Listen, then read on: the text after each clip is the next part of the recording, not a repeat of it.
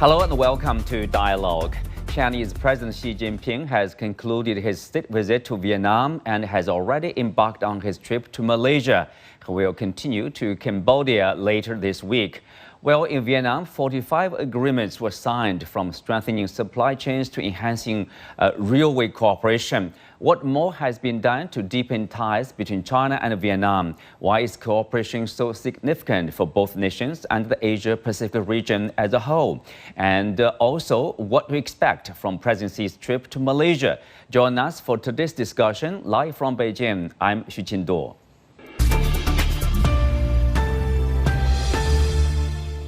Joining me for today's show are Professor Chen Hong, Executive Director of the Asia-Pacific Studies Center at East China Normal University, and Phan Xuan Dung, Research Officer at the Vietnam Studies Program of the ISEAS-Yusof Ishak Institute, and Dr. Syed Mahmud Ali, Distinguished Fellow at the Center for New Inclusive Asia. Welcome to the show. I will start with Mr. Phan. After the meeting between the two leaders, among the Chinese leader, Vietnamese leader, they signed, the two sides signed 45 cooperation agreements. I guess this covers a large, a long range of area probably. So, Mr. Phan, help us highlight, what are the highlights of these agreements? Yes, well, the 45 documents cover many fields. For example, we have economy, technology, transportation, infrastructure, agriculture, digital transformation, AI, and so on. And this reflects a deep and multidimensional cooperation between the two countries. And I believe one of the key highlights of this expansion of cooperation is the establishment of a bilateral railway development committee to accelerate three major railway projects connecting the two countries and in Vietnam. And you also have civil aviation cooperation between Vietjet and COMAC. And you also have China reaffirm its commitment to further import Vietnamese agricultural products, including fruit, cashews, seafood. And China has also committed to help Vietnam with key areas that will help Vietnam with its economic growth, like AI, green technology, digital economy. And so all of this position both countries to better withstand global supply chain disruptions and also elevate their economic partnership on a more reciprocal terms. Well, Ms. Phan, continuing with you here, of course, you talked about the railway connection. This is about a connectivity between the two countries. Of course, it facilitates trade and the transfer of goods and, of course, movement of people between the two countries. We also know there's alignment of the China's Belt and Road Initiative, and with that of Vietnam, we call two corridors and one economic circle. Is this part of that efforts of this alignment? Yes, certainly. Well, to explain first about the two corridors and one economic circle, it is an initiative, it's a bilateral economic cooperation framework between Vietnam and China, aiming to enhance regional connectivity and development. And it seeks to integrate infrastructure, trade, and investment between northern Vietnam and southern China. And so the railway agreement between the two countries contribute to that by help to build and modernize key railway lines in Vietnam that will enhance Vietnam's regional connectivity and integration with China's extensive rail network. And there are many benefits to this. This will reduce travel time, lower logistical costs, and improve the efficiency of both passenger and goods transport. And of course, the cooperation is also in line with Vietnam's strategy to modernize its infrastructure, to expand its export capacity by improving supply chain links to China and beyond. And furthermore, Vietnam also benefit from China's technical assistance, funding, expertise in railway planning and construction.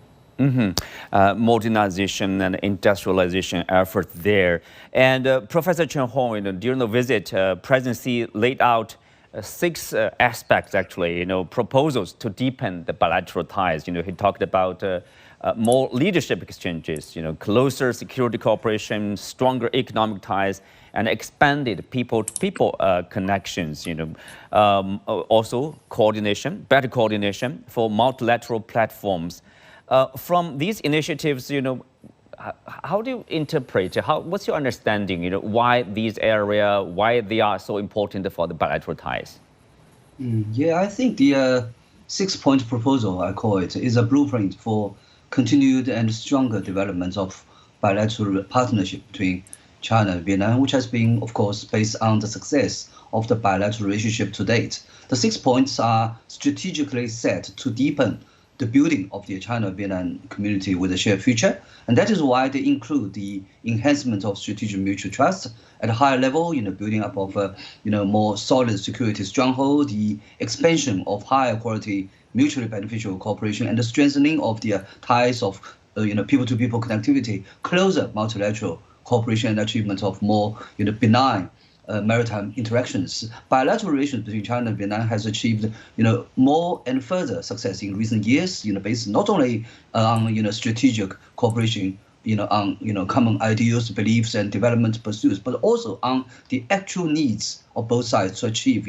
complementary advantages and resource sharing in the fields of economy, infrastructure, and industrial chain. As President Xi wrote in his article published in 2023 in the Bao Nian Zhang newspaper, People's Daily in Vietnam, China is ready to better align its development with that of its neighbors and work with them together to build a community with a shared future and deliver a better life to all. So I believe the 6-point proposal is a practical blueprint for building a China-Vietnam community with a shared future, which is, of course, of strategic importance for the future development of both China and Vietnam. Well, Mr. Phan, speak of more leadership exchanges. We know that this is President Xi's fourth state visit to Vietnam in his current capacity. And last year, August, the party secretary To Lam of Vietnam, of course, visited China. So this is rather frequent. What do you make of this leadership engagement with each other? Such a frequent manner. The frequent high-level visits between China and Vietnam, I think, indicate a strong and proactive effort by both countries to realize and also to deepen their comprehensive strategic partnership. And this pattern also reflects a mutual recognition of the strategic importance of their partnership and also a desire to maintain close communication and close coordination on political, economic, and regional issues. It further shows that both countries are committed to maintain stable bilateral ties, to resolve differences, and also to expand cooperation. And as I mentioned, well, these visits they bring tangible benefits, right? And they are not merely ceremonial.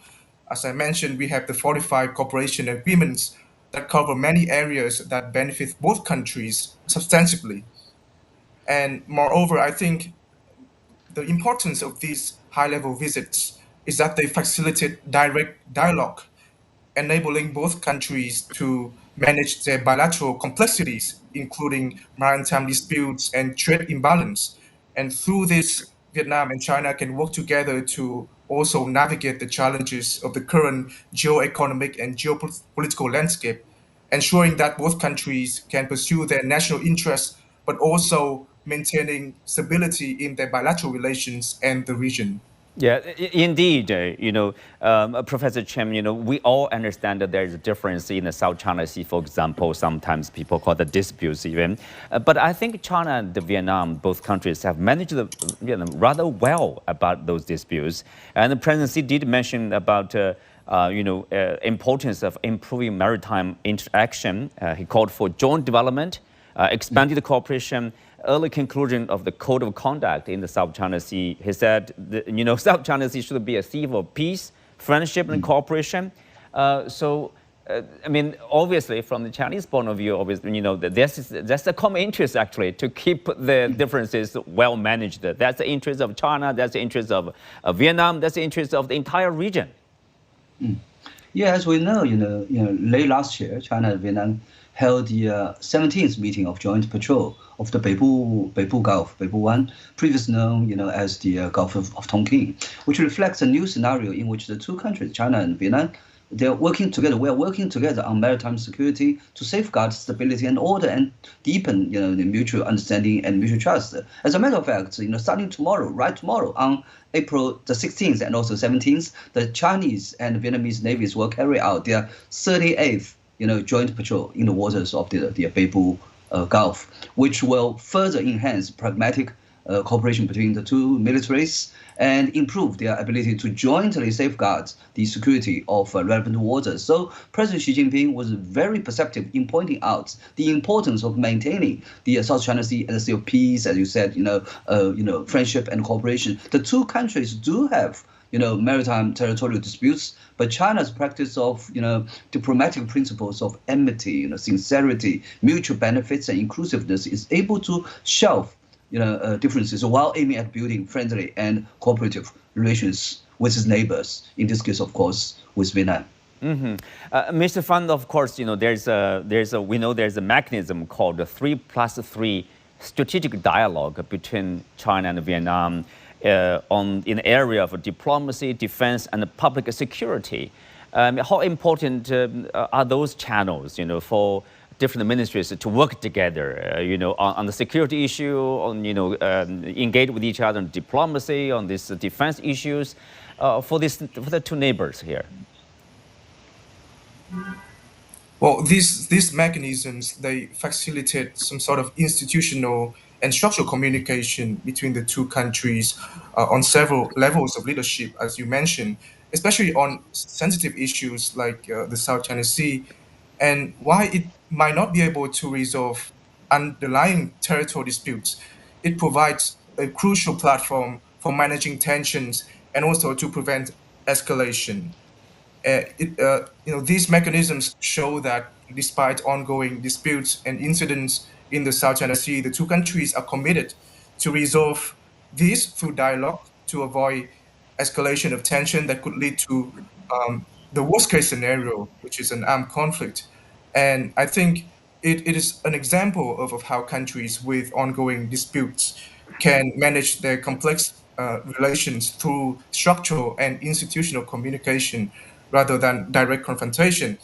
And I think, of course, the benefits of this is that it will contribute to broader regional stability, especially in issues that are often seen as geopolitical tensions or flashpoints. And also, Mr. Phan, the Vietnamese leader told President Xi that strengthening ties with China is a Vietnamese, quote, objective requirement, strategic choice, and first priority, end quote. Tell us more on that. Well, I think this is a brilliant statement that reflects a lot of things about Vietnam-China relations and Vietnam's strategic thinking. So the objective requirement here, I think, refers to the geographical and geopolitical reality that China is Vietnam's neighbor and is an important major power in the region and in the world. So Vietnam needs to coexist with China in a peaceful manner in the same geographical and geopolitical space. So therefore, it is very important for Vietnam to ensure its economic and security interests by prioritizing stable relations with China, by deepening ties with China and try to resolve disputes through a peaceful manner. And the priority with China is not also based on objective reality, but also based on the deep and long historical ties and affinity between the leaders of the two countries and between the two countries in general, and also the similar political ideology between the two countries. So there are many factors that compel Vietnam to prioritize China, both because of objective facts, but also because of certain sentiments toward China in many other issues. Well, in addition to this strong official ties, there's a recent opinion poll, Professor Chen, jointly conducted by CGTN and the Renmin University, it found out like 98% of respondents in Vietnam expressed high regard for China's strengths in science and technology, and nearly 95% of local residents viewed China, China enjoys a rather solid position of progress in innovation. So, around 85% of those respondents, they have heard of DeepSeek, China's large language model. So, given this awareness of China's, tech capability in Vietnam, could this awareness somehow lead to, more meaningful cooperation in AI and related areas? Yeah, the robust, I should say, in recognition of China's technological prowess in Vietnam, as highlighted by the CETN Renmin University poll, underscores significant potential for bilateral collaboration in artificial intelligence and related, fields. Such high awareness reduces information asymmetry, a common barrier to cross-border tech cooperation, and signals Vietnamese openness to, learning from or collaborating with Chinese innovators. So Vietnam's rapidly growing digital economy, coupled with its strategic focus on advancing AI, aligns well with China's strengths in AI infrastructure, talent, and commercialization. Moreover, regional frameworks like the China-ASEAN Digital Cooperation Year and also the Belt and Road Initiative's Digital Silk Road provide institutional platforms to formalize partnerships. So collaborative research programs, academic exchanges, and shared innovation hubs could deepen ties, addressing shared challenges such as data governance, ethical AI standards. And Vietnam, enjoys workforce of young, tech-savvy young people, and which could also benefit from training programs or scholarships in Chinese tech institutions, building human capital for both nations. So the convergence of Vietnam's digital ambitions and China's technological edge could transform admiration into actionable innovation, strengthening regional tech ecosystems and positioning both countries as leaders in the global South AI landscape. Well, let's move on to something, of course, common to these nations, as the President Xi has arrived in Malaysia. So, Dr. Ali, President Xi's visit to the Asian countries, Cambodia, Vietnam, Malaysia, it coincides with the high tariffs, from Washington on these countries, 49%, 46%, 24% on Malaysia, for example. So some say the trip could help China strengthen ties with Vietnam, Malaysia, Cambodia, ASEAN countries. At the same time, increase boost the confidence in the Chinese market. Some say, of course, this is also important for the regional countries. Their relationship with China is here. What do you make of these trips? Well, as we all know, Malaysia and China are trading nations, large trading nations, but not just bilaterally. They are trading nations globally. And ASEAN as a collective body has also emerged as a significant commercial power, also globally. I have to say that ASEAN trades among its 10 member countries a lot, but ASEAN countries also trade with the rest of the world, including China, very large volumes of exports and imports. And all three, Malaysia, ASEAN, of which Malaysia is the chair this year, and China, insist on the multilateral basis of the rules-based trading system. And all three have expressed interest in negotiated solutions to disputes, but not under threat. Their policy convergence in this field is very clear. So the potential opportunity for collaborative resonance between ASEAN and China, Malaysia and China, is substantial and quite evident, but work will have to be done before ASEAN, Malaysia and China get there, where all their, I'll say, trade friction, they have some, which are removed, and they can derive the maximum possible benefit. Yes, maximal benefits. Dr. Ali, you think, President Xi talked about, his opposition, obviously, to this unilateral practice of a threat, let's say, disruption for global trade. And he called for countries to work together to uphold this, as you said, global free trade, stable industrial and the supply chains. But do you think, countries in this region have kind of a similar understanding in this respect that we need, as you said, like respect for the rules-based trading system? And what can we do here? Well, I think all ASEAN member countries broadly agree, as does China, that the rules-based system, multilateral system, has to be adhered to if global economic and commercial and financial health is to be maintained. Now, if the United States trade war and tariff assaults continue to coerce trading nations and its partners to pay too heavy a premium when trading with the USA, then the WTO, World Trade Organization-based framework of multilateral trade relations will be severely tested and might even be eroded extremely badly. In such a situation, the incentives for regional groupings, such as ASEAN, RCEP, and so on, to intensify and deepen their trade integration will increase. And I think we are moving in that direction. By removing non-trade barriers, RCEP, for example, should be able to gain from such developments.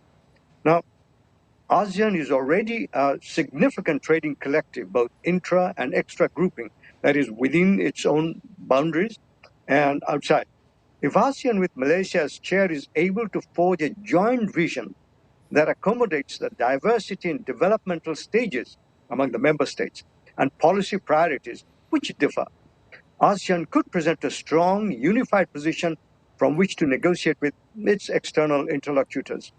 Multilateralism in a rules-based trading order will grant ASEAN and partners such as China the ability to deepen policy resonance to mutual benefit. Of course, I have to point out that there will be some costs to each participating country, which need to be identified and shared equitably, but with goodwill and hard work, I'm sure ASEAN member states and China can do it. And in fact, President Xi Jinping actually issued a statement, a commentary which was published by Malaysian media today, which sort of sets out his vision of China-ASEAN relations, particularly in the economic field, shared vision for the future and a community. And that sort of gives us a platform on which to build our shared future. Well, Professor Chen Hong, responding to questions about President Xi's trip to Vietnam, Donald Trump, he talked about, China and Vietnam, they are working to screw the U.S. Is this the case? As we know, the trip was planned probably several months ago, or even last year. This is not exactly a trip targeting the tariffs imposed by the United States. But anyway, what's your reaction? Well, I think actually President Xi Jinping's visit, I think trade issues may not be the primary focus of the leader's, visits, as Chinese diplomacy places greater emphasis on the strategic, long-term, and fundamental, issues and cooperation, rather than immediate, challenges or threats or provocations. However, of course, the visit to Southeast Asian neighbors show that amid U.S. tariff threats and global trade turbulences and disruptions, China remains as a trustworthy partner for Southeast Asian countries, and deepening regional cooperation is mutually beneficial for all parties: Vietnam, Malaysia, many other countries in the ASEAN region. It adds more certainty or confidence to not only bilateral relations but also regional stability, contributing to the recovery and growth of Asia Pacific regional and global economies. So that's why I think President Xi Jinping's visit is not merely a tactical response to U.S. threats, but rather, reflects a long-standing, long-term understanding and also planning for the regional and also international economic and developments and also landscape. Yeah, it's more comprehensive and long term there. Dr. Ali, you mentioned about a unified response from ASEAN, the 10 ASEAN countries. You also mentioned about potential challenges probably countries need to work together to overcome in order to have a unified position. How challenging will it be, to have a unified response? Because obviously, the U.S. side imposed tariffs on countries with different rate. For example, Vietnam 46%, Cambodia 49%, Malaysia is only 24%. It's not like in the European Union, it's a unified, like 20%. But how should member countries, probably work together to overcome or to deal with that? I think it's useful to remember that the effort to divide a union, or if you like, a confederal structure that ASEAN is, in a way, where a certain degree of sovereign authority is consensually ceded to the collective body, it is possible and relatively easy to divide the grouping's unity by differentiating among them, as you have mentioned, that varied tariff rates given to different countries. It will not be easy to forge a consensus. I want to talk a little bit about the context in which Malaysia-China relations provide some sort of an example for Malaysia's partner countries in ASEAN. Now, of course, last year was the 50th anniversary of Malaysia-China relations, and in 1974, Malaysia was the first ASEAN member state to establish diplomatic relations. Over the last year, Prime Minister Anwar Ibrahim, Malaysia has made several successful visits to China. And this year, Malaysia is chairing ASEAN. So President Xi Jinping's visit is, I'd say, timely and appropriate. But we need to look at the context in which this relationship can bind ASEAN member themselves, and ASEAN to China and indeed other countries which are struggling against the trade war being waged by USA. Now, Malaysia-China relations go back much further to the 15th century. In 1405, the younger emperor of the Ming dynasty sent his Yun Qing, or the envoy, to Malacca, perhaps at that time the most prominent peninsular principality, initiating friendly relations. Chinese traders then joined Javanese, or regional, Indian and Burmese partners in building a thriving port city in Malacca. And then Ming navigator Zheng He anchored at Malacca on 5 of his 7 voyages across South China Sea and the Indian Ocean. And in 1411, Zheng He escorted King Parmeswara, who is also known as Iskandar Shah of Malacca, and his entourage of 540, including his family, to Nanjing, where he was recognized as the king of Malacca, thus establishing his dynasty as the rulers of the vital port city-state with Ming support. Malacca then became the hub of regional trade links with China and other areas. Royal exchanges and commerce founded strong ties. That dynamic has continued over the half century. Now, most of China's neighbors, including other ASEAN countries, also have historical roots to their relationship with China. And those relationships have been very largely, with exception, very largely peaceful, commercial, cultural, and mutually beneficial. That historical context allows us to look to a future where we can build on the past and develop a future that is different from the 20th and 21st century future that we have seen so far. So it is possible to forge a future in our imagination, which is more peaceful, mutually respectful, collaborative, and mutually beneficial. Yes. It will take hard work. Well, but I think President Xi Jinping's trip makes it possible. Yes, a lot to expect. With that, we come to the end for today's discussion. Many thanks to our guests. You can also watch us on the CGTN app on YouTube. Thank you for being with us. I'm Xu Qinduo. See you next time.